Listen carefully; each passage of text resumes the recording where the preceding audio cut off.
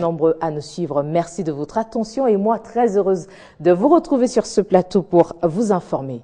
Ils reprennent le chemin de l'hémicycle ce samedi 4 juillet, les députés et sénateurs, dans le cadre d'une session extraordinaire prévue jusqu'au 2 août. Durant cette session, 3 matières sont retenues. On peut citer le projet de loi portant répartition des sièges pour les élections locales et municipales, le projet de loi portant organisation des services publics du pouvoir central, ainsi que le projet de loi organisant le pouvoir coutumier. Et l'Assemblée nationale pourra, au cours de cette session extraordinaire, insérer également dans l'ordre du jour la révision de son règlement intérieur. Et retenez qu'hier, le numéro 1 de la Chambre basse du Parlement congolais s'est entretenu avec une délégation des missionnaires américains venus pour l'organisation d'un festival de paix qui se tiendra à Kananga dans la province du Kasaï occidental. Aubin Minakou a, de cet échange, réitéré son soutien pour la réussite de ce festival qui prendra fin le 13 juillet 2015. Autre rencontre, c'est avec le docteur Mouyembe qui a présenté auprès du speaker de la Chambre basse son trophée du prix Christophe Mérieux, lui décerné récemment en France pour sa lutte contre la maladie à virus Ebola. Suivez. Après avoir reçu le prix Christophe Mérieux en France, le docteur Mouyembe Tinfoum, professeur d'université, a été honoré ce vendredi par le président de la Chambre basse du Parlement congolais, Aubin Minakou. C'est là, en présence de membres du bureau de l'Assemblée nationale. Les prix de la récompense décernés à Mouyembe représentent 500 000 € pour encourager ses travaux de recherche sur la maladie infectieuse d'Ebola dans le bassin du Congo. Reçu au siège de la représentation nationale, c'est lui qui a mis au point des mesures particulières de contrôle d'Ebola utilisées depuis lors pour la gestion des épidémies en Afrique, s'est dit très flatté par la reconnaissance de la représentation nationale. Nous avons été reconnus sur le plan international et aujourd'hui sur le plan national, ça c'est vraiment un signal fort pour dire que voilà, le travail que vous avez fait, c'est reconnu sur le plan international. Nous aussi, ici au Congo, sur le plan national, nous reconnaissons les mérites et nous vous encourageons et l'État mettra tous les moyens possibles pour que la recherche en République démocratique du Congo puisse atteindre les niveaux internationaux. Autre audience, le président de l'Assemblée nationale, Aubin Minakou, a échangé avec la délégation des missionnaires américains venus pour l'organisation d'un festival de paix dans la province du Kasaï occidental. Plusieurs activités devant militer pour la culture de paix devront être organisées au chef-lieu de cette province, Kananga. Nous pensons que quand vous apportez la paix à un peuple, surtout dans un pays qui est en train de guérir, au sortir des années de guerre, je crois qu'il est important à ce peuple d'avoir de l'espoir, mais aussi est très important, le peuple de Kananga pourra voir ce que Christ peut faire dans leur cœur, mais cela peut aussi amener les gens à s'aimer davantage. Après plusieurs éditions, les organisateurs promettent des actions d'envergure pour la consolidation de la paix au Kasaï occidental, situé au centre de la République démocratique du Congo. Parlons à présent de la mise au point du chef de l'exécutif national vendredi sur la lutte contre la corruption et bonne gouvernance en République démocratique du Congo. Devant la presse aussi bien nationale qu'internationale, le Premier ministre est revenu sur la démarche effectuée auprès du procureur général de la République par le conseiller spécial du chef de l'État en matière de bonne gouvernance. Son Excellence, Monsieur le Premier ministre. Il fallait le faire. Cette mise au point sur la démarche effectuée auprès du procureur général de la République, Floribert Numbi, par le conseiller spécial du chef de l'État, en matière de bonne gouvernance, Luzolo Bambi. Devant la presse tant nationale qu'internationale, Matata Pogno fait le point. Cette démarche consiste, comme l'a précisé le procureur général de la République, en une dénonciation. Il ne s'agit donc pas d'une plainte ni de faits résultant des enquêtes menées par des services attitrés. La nouvelle a circulé et l'on s'est interrogé sur sa crédibilité. Les documents déposés portent-ils les noms ou ce qui se raconte n'est que rumeur? L'on peut donc s'interroger sur la crédibilité des documents contradictoires actuellement en circulation au niveau de la presse et qui, malheureusement, cite le nom d'un membre du gouvernement en fonction et évoque les fonctions d'un autre déjà parti du gouvernement. Des noms sont cités, d'anciens comme d'actuels membres du gouvernement.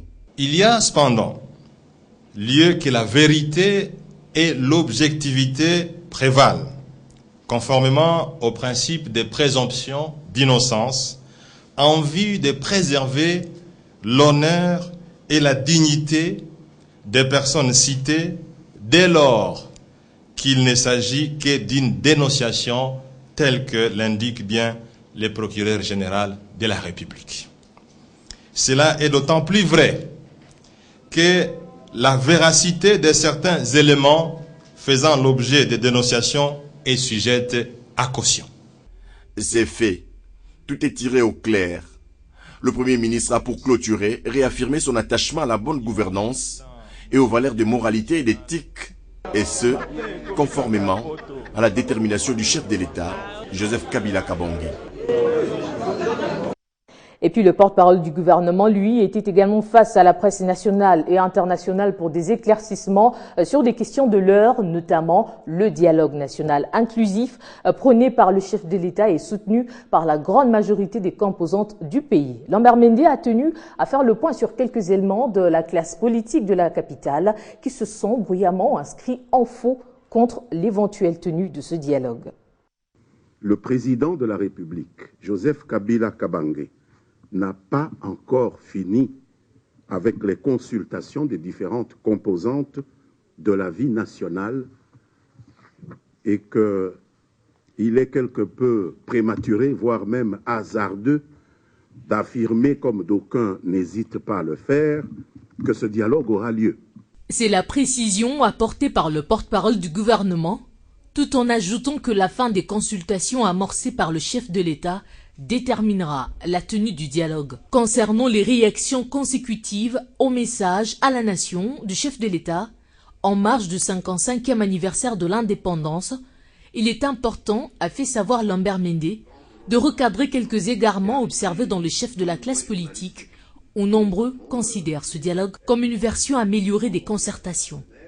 Ainsi que l'a rappelé le chef de l'État dans son discours du 30 juin 2015, les raisons qui militent pour un éventuel dialogue inclusif et les objectifs qu'il faut assigner à ce dialogue ne peuvent pas objectivement conduire à considérer cette initiative en gestation comme un simple copier-coller des concertations nationales que nous avons eues en 2013 et qui ont produit des résultats.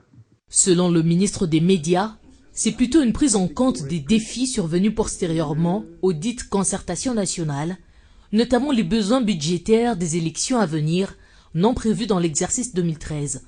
La question du médiateur fait aussi débat dans l'opinion. Il y a de toute évidence un quiproquo dans la lecture et dans l'interprétation des résolutions en question du Conseil de sécurité qui sont convoquées à l'appui de la thèse selon laquelle le représentant spécial du secrétaire général des Nations Unies en République démocratique du Congo serait le médiateur désigné par la communauté internationale pour le dialogue entre Congolais.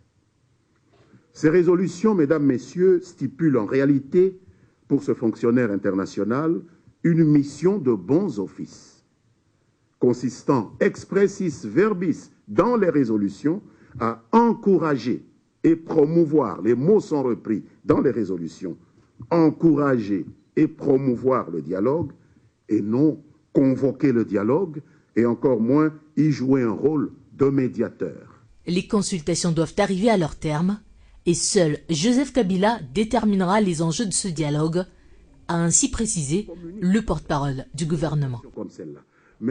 Et en rapport avec cette question, sachez que le député national Justin Bitakwira et président national de l'opposition citoyenne a donné son opinion sur le format du dialogue national qui divise l'opposition congolaise. Il a déclaré que, je cite, « Nous sommes suffisamment matures pour gérer nos différends ». 55 ans après l'indépendance, Justin Bitakwira estime que les Congolais sont mieux placés de choisir un des leurs pour diriger ces pourparlers. On l'écoute. L'installation de la CENI entre la majorité, l'opposition et la société civile du sommet à la base pour des élections réellement transparentes et apaisées. Quant au respect du délai constitutionnel, il ne s'applique uniquement pas aux chefs de l'État et aux députés nationaux, mais il s'applique à tous, en commençant par les députés provinciaux, les sénateurs, les gouverneurs et les gouvernements provinciaux.